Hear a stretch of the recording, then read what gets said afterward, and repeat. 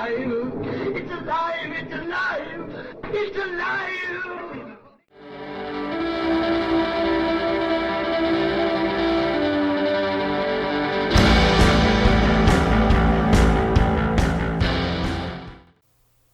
Hello and welcome to Alive After Reading. I'm your host, Tim Niederreiter, and with me today is it's either a new guest or an old guest, and today it's a new guest, Diane Bator. Welcome to the podcast. Thanks, Tim. It's nice to be here. Well, it's good to have you, and tell the listeners a little bit about yourself, the sort of stuff you do around writing and fiction. Absolutely. I'm from Canada. I'm a mystery writer. Mostly my mysteries tend to border on the cozy mystery side, so not the blood, guts, and gore, but the sweet little Murder, She Wrote kind of stories. But my main characters are a bit younger. I've got 4 different series out right now, and one of them, The Conned Lady, which is my newest book, has just completed my very first series, so kind of bittersweet.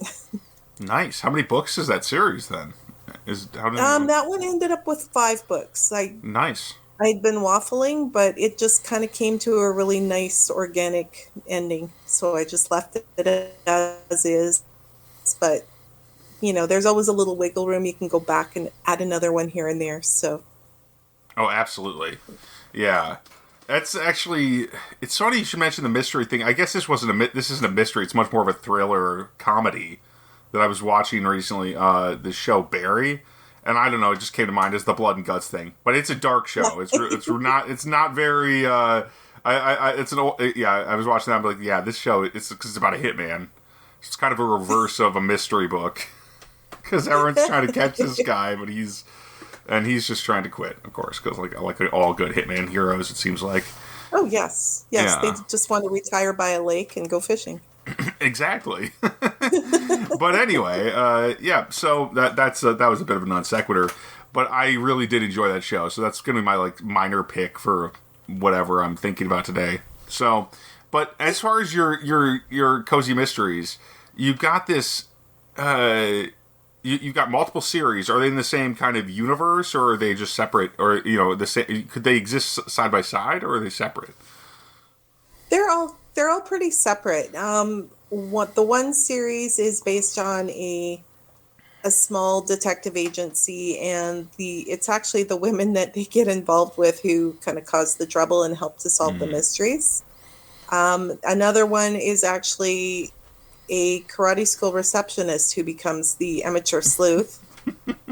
And I actually used to do that for a living. So, oh, cool. So I had a lot of great background and a lot of things that came up from my training and stuff. Another one is a little craft store in a small Canadian town, and that's one of my newer series that I'm building on. And the other series is a couple of sisters who run a consignment, a vintage boutique. So they're all a little bit different and very different characters. But definitely the amateur sleuth vibe is strong here, yeah.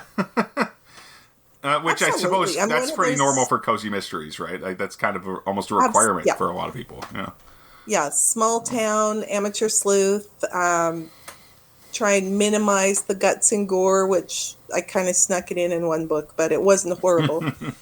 And, so yeah, I just try to keep it light and try to make a mystery that my readers can solve along with the sleuth. So. Ah, wonderful, wonderful. So when you're writing one of these, do you kind of have the ending in mind, or do you? I mean, that's all. That's kind of the classic question when it comes to any story, but especially mysteries, right? You've got this kind of do you know who did it? That kind of thing when you start.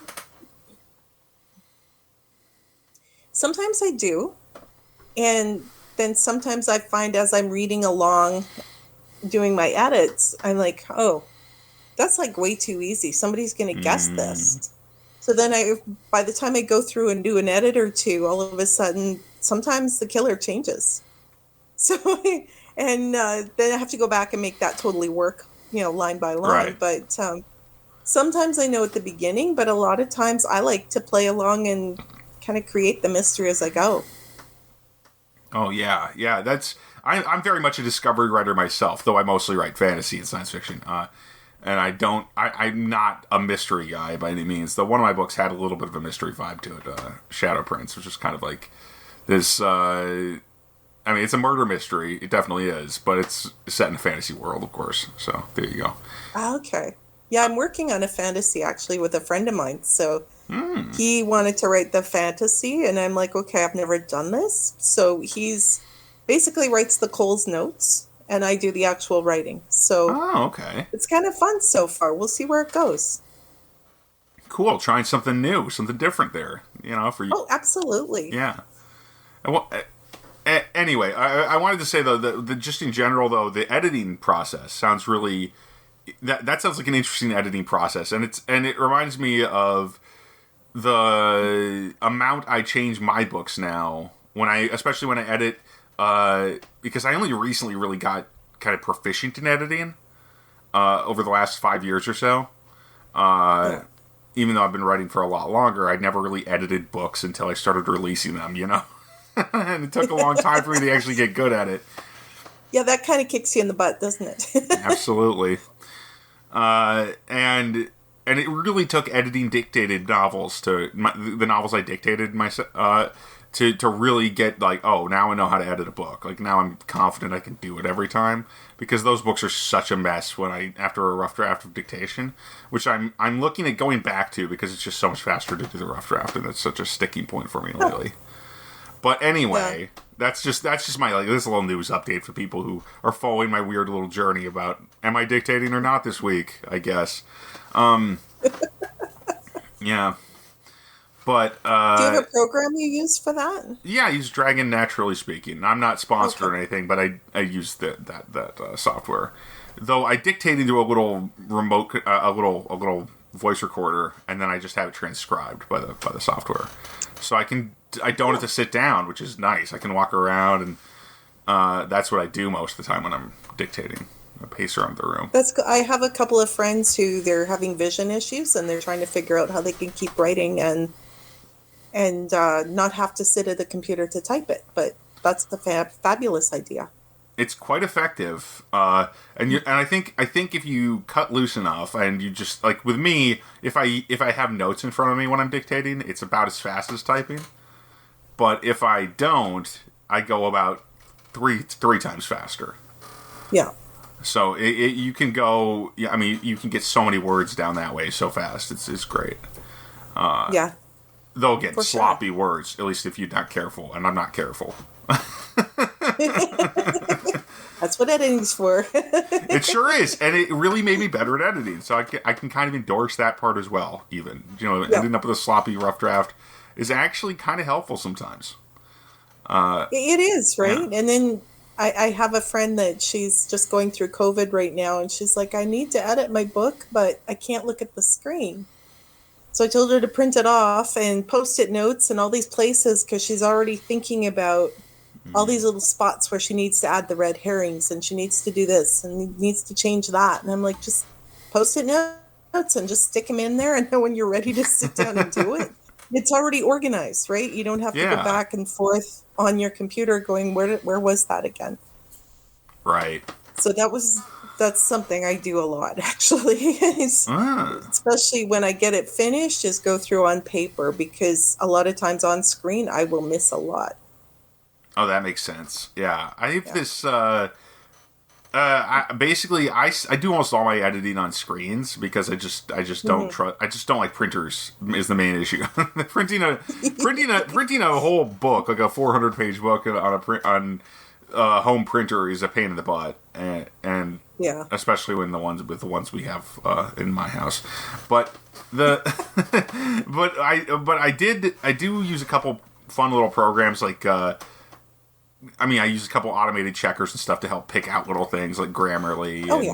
And then I also have this little JavaScript app that my brother made for me he calls Text Brute, and all it does is show you one sentence at a time.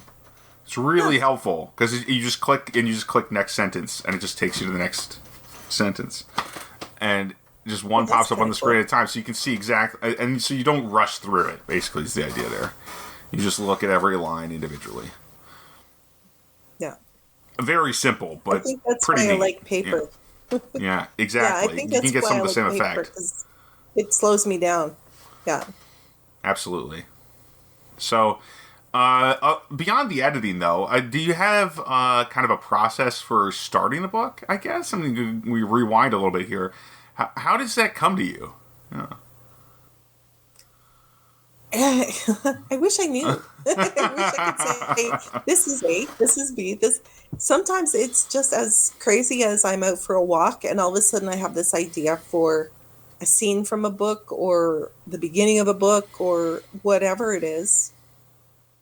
And it'll just, the other day I was at work and it was quiet, and all of a sudden this beginning of my next Gilda Wright book was like, oh, all of a sudden I've got 3 pages in. I was like, okay, I guess that's what's happening.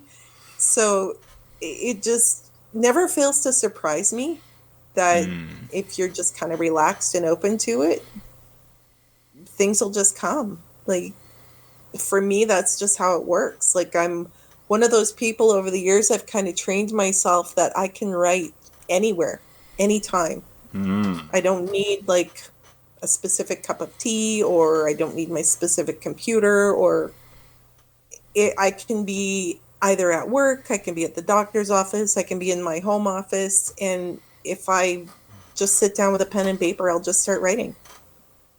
It's like channeling. I don't know how else to describe it. No, but it's also kind of, it's also in the more maybe modern parlance. It could be like a flow state, or where you just kind of just fall into the groove and you go with it, and that's awesome. Definitely relaxation, really, that resonates with me, because when I'm relaxed, that's when I do my best work. I'm just kind of just churning and out it comes, And it's funny because people act like, a lot of, I've talked to a fair number of authors now. This is episode 278 of the show. And well, so, got some catching up to do. yeah, fair enough, but if you want. But there's some repeats in there, but it's still, that's like 200 authors at least have been on the show. And mostly, when I and some of them love editing, some of them hate it, some of them love the initial discovery process, others like their outlines, But I don't know. I find that those two things, the editing and discovery writing, which is basically how I discover my story right as I go, and those two things aren't that different or that contradictory from each other. It's kind of a weird, like, I don't know, maybe this is just my fatigue talking, but but I kind of think if you relax, you can accomplish both those tasks pretty simply. You just kind of roll with it. Even the editing is not about tightening things down, even though you're making the story tighter. It's kind of, if you're not flowing with the writing when you're editing, well, you're going to make weird little lockups and mistakes and things, I think, that you wouldn't make if you're relaxed. Yeah, so the absolutely. process isn't really that different at the different steps. Yeah. Anyway, that's just my soapbox, I guess. Yeah, I'll it's step okay. down from there. Well, it's true, though. And even with editing, if you're uptight about your editing and what you're working on, then it's not going to flow, and you're going to miss a lot of stuff because you're just not, you're looking for the mechanical, but you're not paying attention to how the story's flowing. Yeah, or the character. Yeah, that's sort of thing. Story and character, those trump all the mechanics.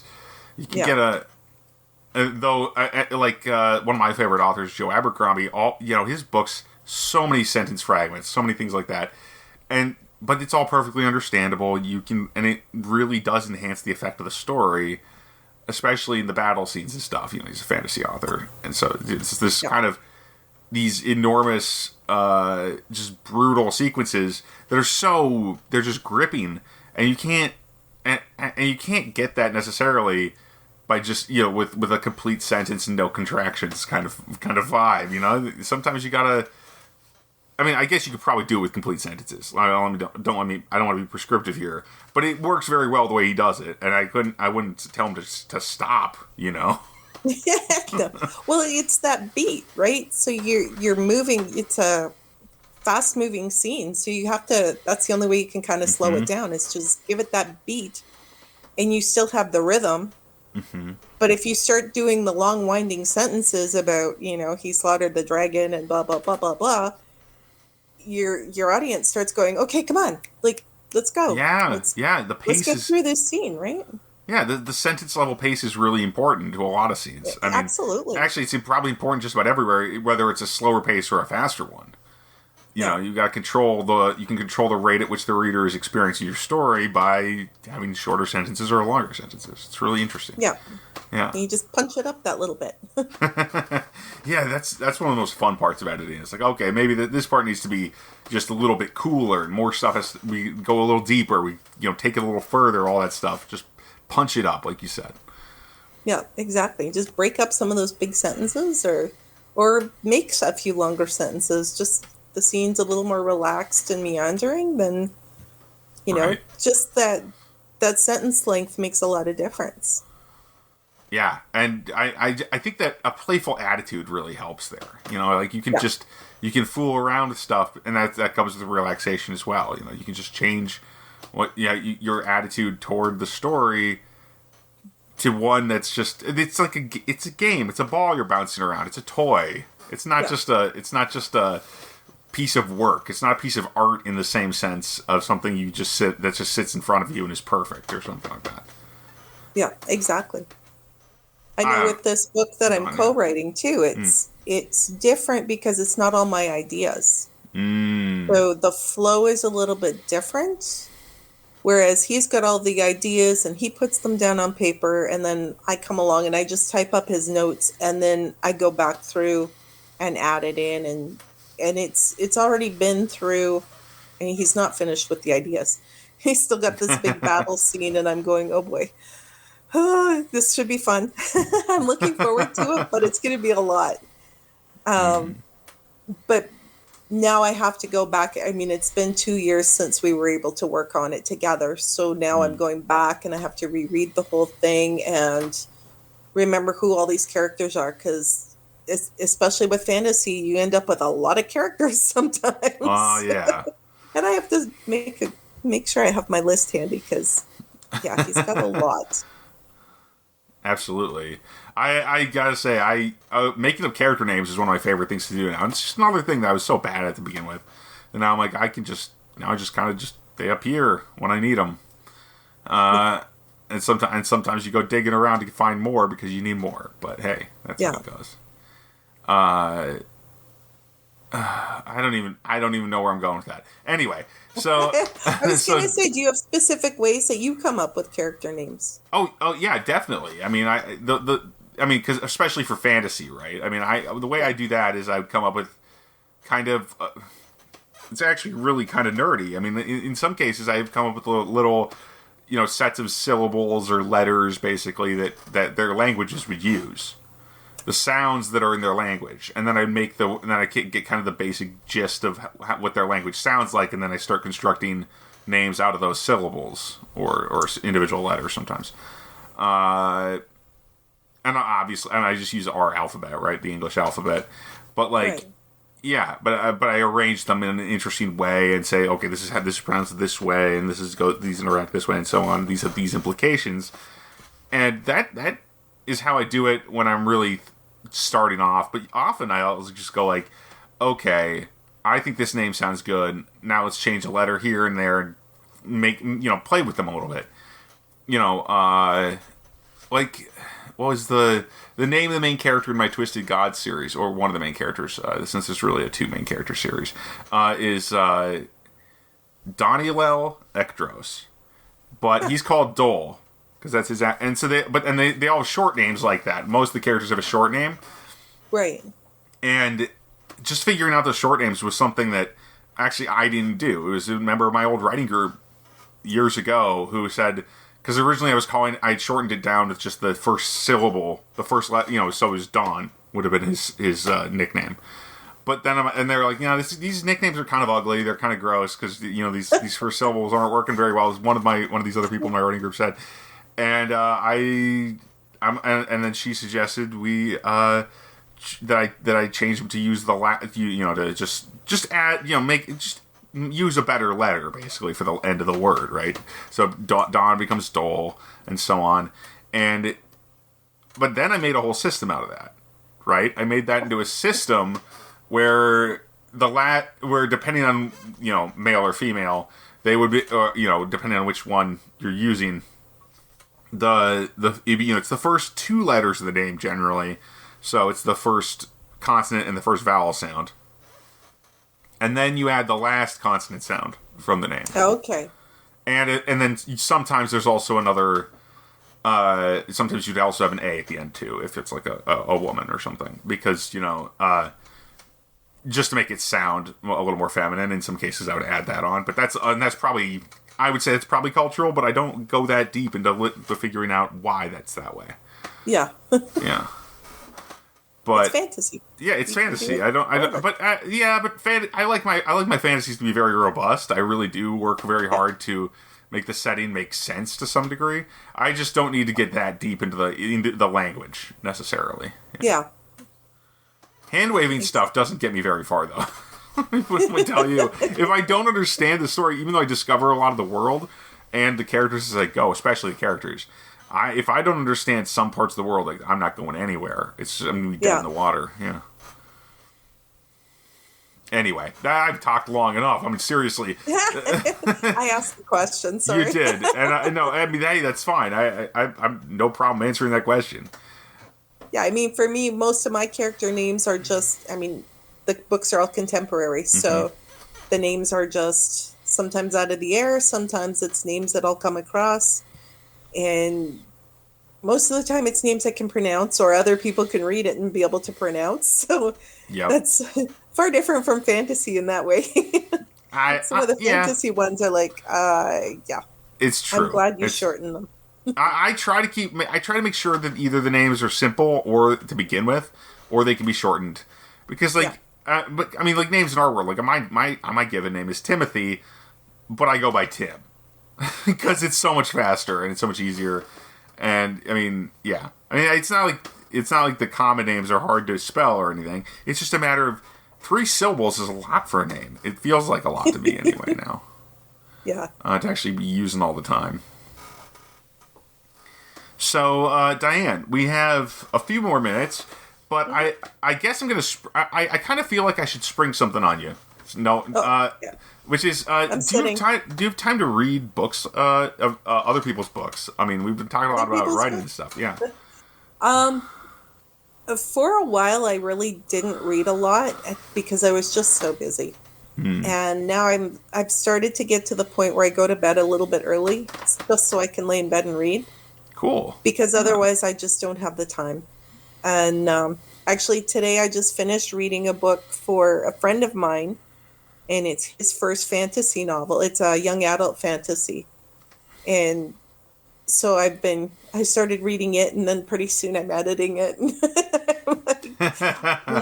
You're going to really hate me because I found lots of things here, but it's not published yet. He's still working on that part, so that was all fine.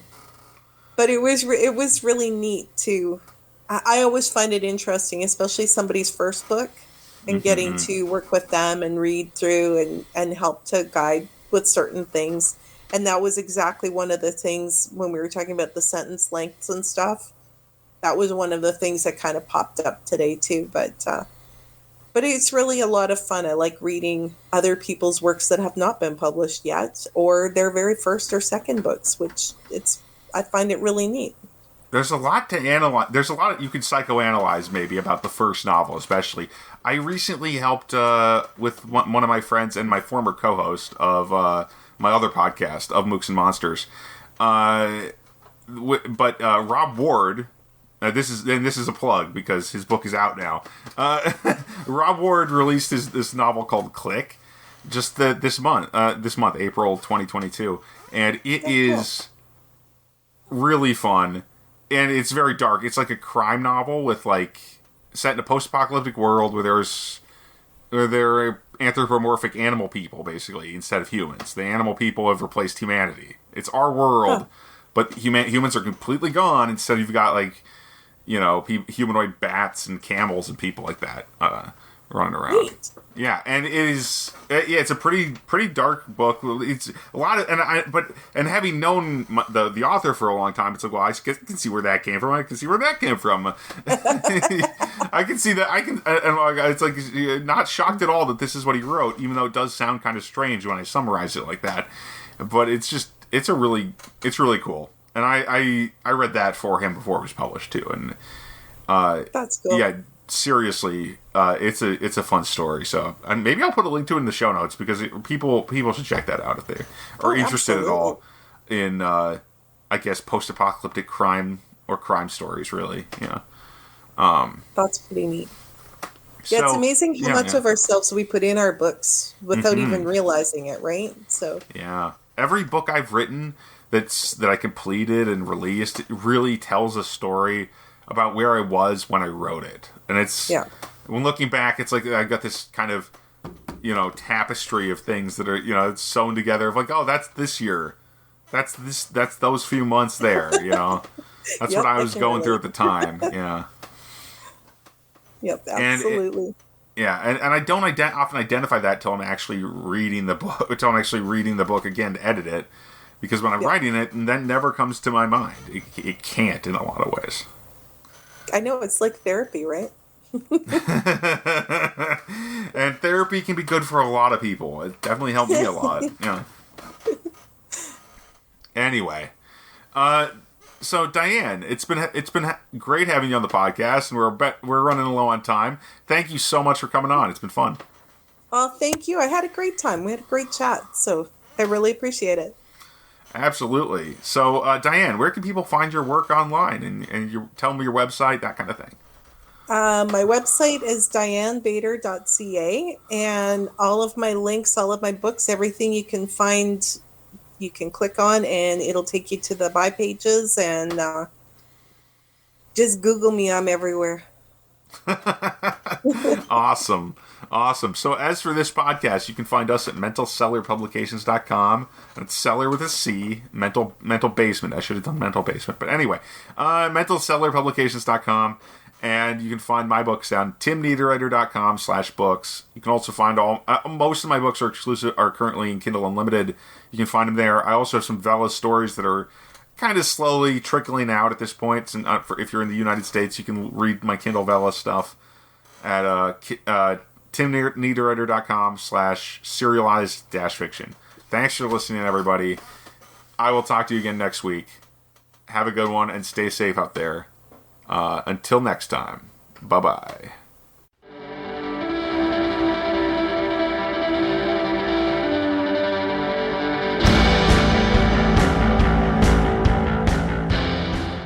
That tears it.